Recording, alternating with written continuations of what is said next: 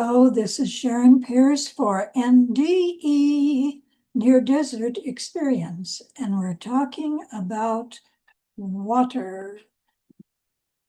Today is July 12th, 2025. The time is 3:27 p.m. I'm in the Central Valley of California. We're talking about water in the environment of the deserts and surrounding areas of the deserts of South Central and Southern California. Today, I'm going to focus on just bringing some information up to date on water matters around Ridgecrest in Kern County. It also involves Inyo County, San Bernardino County, and some other areas. What I want to do now is share some information that comes from Maven's Notebook, and I have published information from Maven's Notebook in the past. Sometimes it's San Joaquin County Water District and other sources. But this is Maven's Notebook. Here is the press release notice of July 9th, 2025. That was 3 days ago. And this appears to be, I hope it is, the Mojave Desert, the area around Ridgecrest, and Indian Wells Valley. So I'm simply going to be reading some of this, and I want to give credit where it's due. Indian Wells Valley Groundwater Authority and Maven's Notebook, California Water News Central. So as the Indian Wells Valley groundwater basin continues to face critical water reliability challenges, the Indian Wells Valley Groundwater Authority is supporting two key pieces of legislation currently through the California legislature, and one is called the Pappan Bill and one is called the Hart Bill. They aim to protect the water rights of people, not just in the city of Ridgecrest and surrounding communities, but throughout California. The groundwater basin is the only current source of water for Ridgecrest, China Lake, Naval Air Weapons Station, and the region. At current pumping rates, this basin could run out of water within 40 years, underscoring the urgent need to implement the region's state-mandated groundwater sustainability plan. So these bills help protect our local groundwater sustainability plan, says Chair of the Indian Wells Valley Groundwater Authority, Scott Heyman. This gives us and other groundwater authorities throughout California the certainty we need to keep moving forward to protect our drinking water supplies without consumers shouldering the high costs of what? Legal challenges. Ridgecrest residents and those living and planning to live around the region should care, because the plan was developed with the oversight and approval of representatives from Kern, Inyo, and San Bernardino County, Ridgecrest, and Indian Wells Valley, under the 2022 Sustainable Groundwater Management Act. Unfortunately, the locally generated groundwater sustainability plans are at risk from lawsuits and, attention here, adjudications by deep pocket, large groundwater users, big farmers, big ranchers, and others, government agencies throughout the state. And here locally, the Indian Wells Valley Water District, and these bills are designed to keep those efforts on track. AB 1413, and that is the Pappan Plan. The Pappan Bill ensures challenges to the GSP are handled through a dedicated court process, preventing duplicative or conflicting litigation that could delay sustainability measures. And the Hart Bill directs courts to use a, quote, substantial evidence, close quote, standard when reviewing GSP's decisions. This respects the technical and scientific work that went into the plan rather than letting the court second guess it entirely. The bill also makes sure small farmers and disadvantaged communities who depend on affordable water rates can still have their say in court. The regional groundwater plans are designed to address critical overdrafting, but deep-pocket litigants have found a loophole that would allow them to bypass these local plans entirely by placing the court in the position of reevaluating complex technical decisions. So the courts take over thinking about this and thinking about that, and they're not experts. This has not only created uncertainty, but threatens funding for essential water infrastructure projects aimed at ensuring future water reliability. These bills, the PAPN and the HART, ensure that all people, including small farmers and disadvantaged communities, can still make their voices heard. So they want everyone to work together to give local agencies that are working on these things the certainty needed to protect water supplies for everyone in Ridgecrest and beyond that area. And that is from Maven's notebook of July 9th, 2025. And now I'm going over to Ridgecrest. Recycling water is a good strategy, but can't be the only strategy. Indian Wells Valley, June 6th, 2025. So that was 5 weeks ago.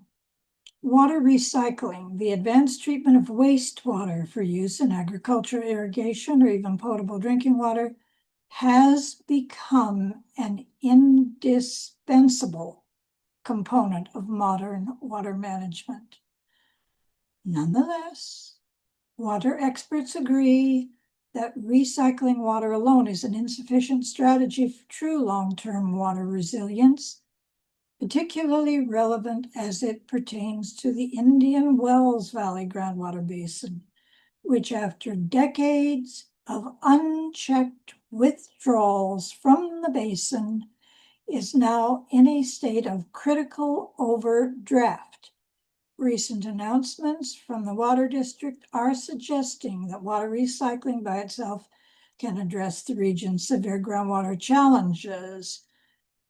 The Indian Wells Valley Groundwater Authority, the agency legally tasked with managing the region's long-term water supply, acknowledges that recycled water can play a valuable role in maintaining sustainability, but in and of itself is not enough. We support an all of the above approach to addressing our water shortage issues and appreciate the role recycled water can play in our overall supply mix. This was said by Scott Heyman, chair of the Groundwater Authority. Recycling is commonly used by water districts, especially for ag and industrial uses. However, there is not a single district in the state able to rely on recycled water exclusively. Rather, it serves as a supplemental source. He noted that in late 2023, the board received an updated analysis detailing the costs, including construction, operations, and maintenance associated with a proposed recycled water project. It found not only is the amount of wastewater available for recycling inadequate for addressing the valley supply shortfalls, but also that the per unit cost of the recycled water would significantly increase water rates. In response, the board voted unanimously to reject the option to build a new water treatment plant and instead concentrate on securing water from a source outside the valley.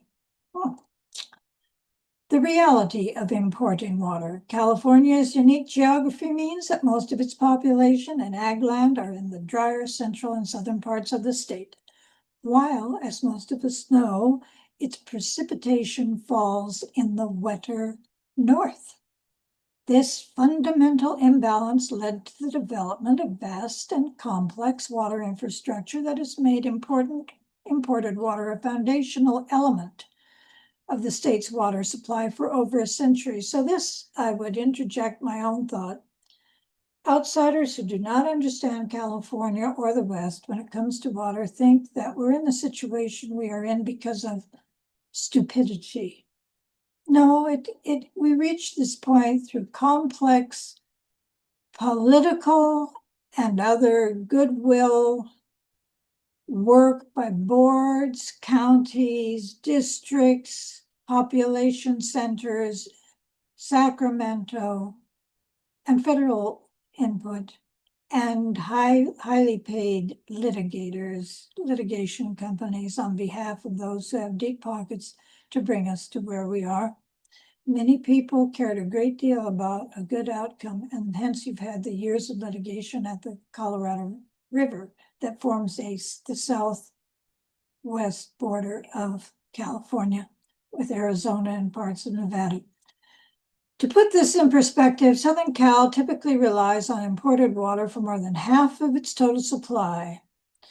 Some major urban centers draw as much as 70 to 80%.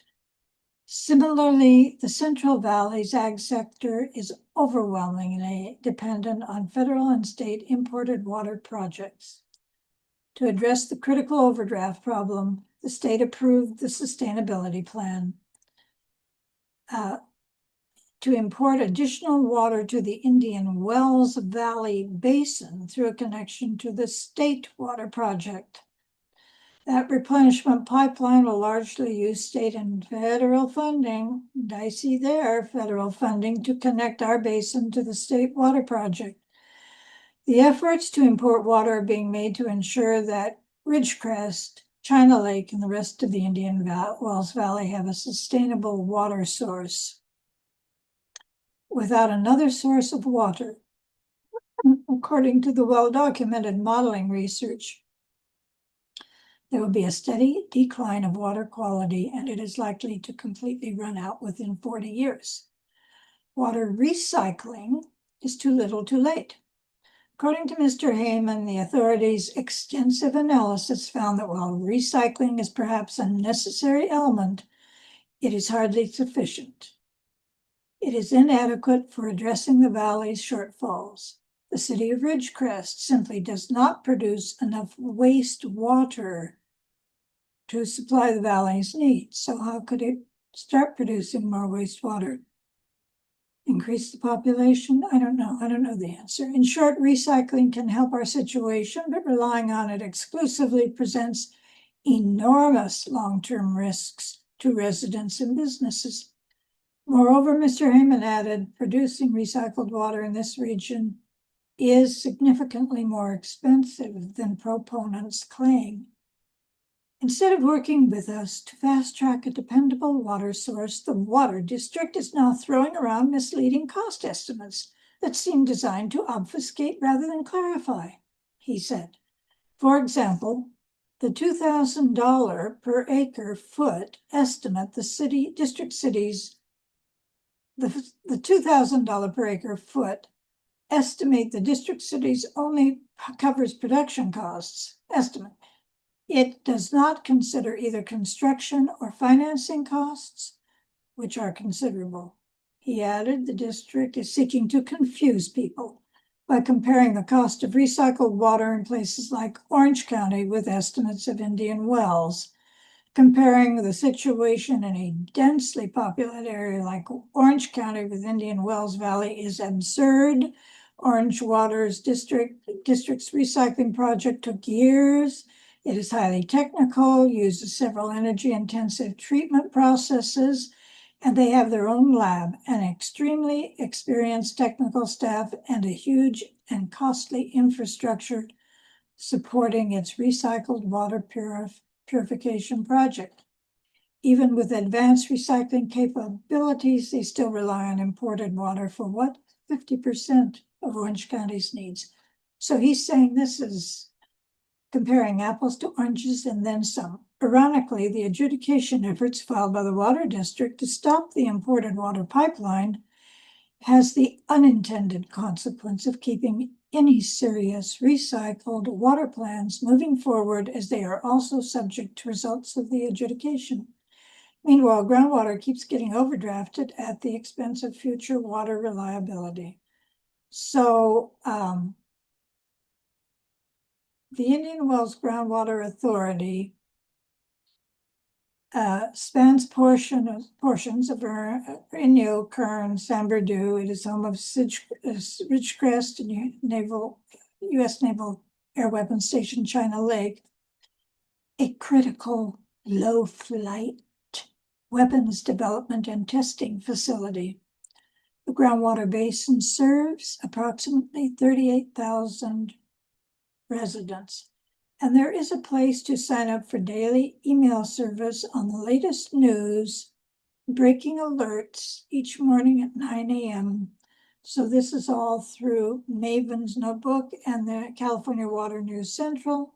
And there are some other sources I refer to at times in these reports.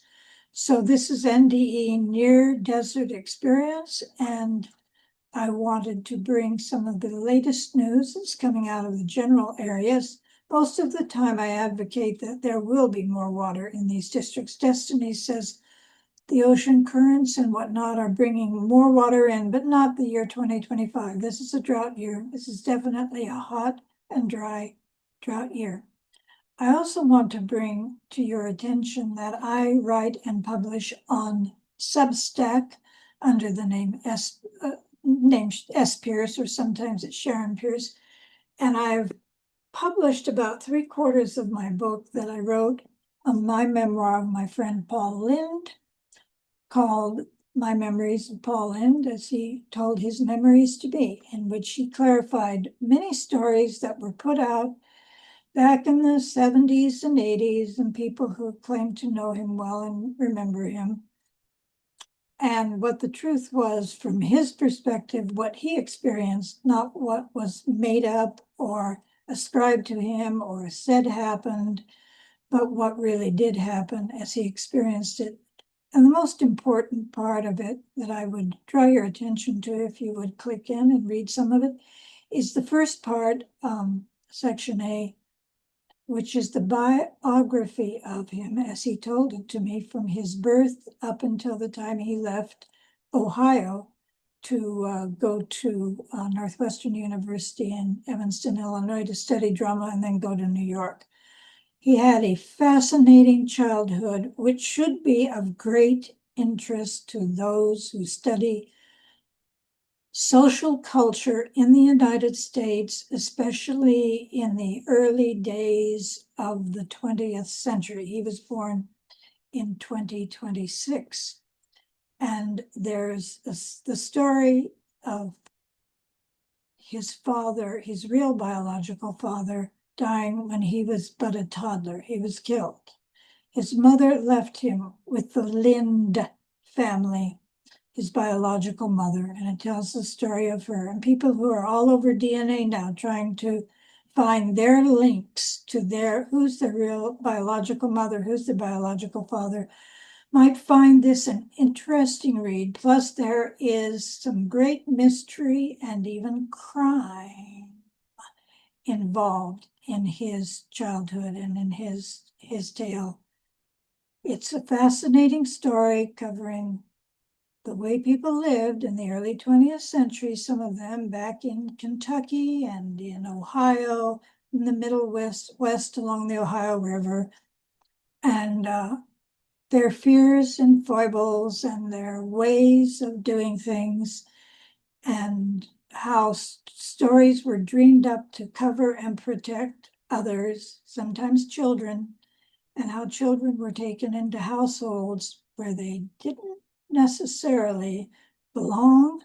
Some were taken care of well, some did everything they could to run away and get as far away as possible from where they were brought. So you might find it, I hope you find it interesting. My Memories of Paul Lynde. Thank you for listening and checking out now. I should have come back to this in the first place, but thank you all for listening to Near Desert Experience. This is Sharon Pearce, and I'm clicking out now.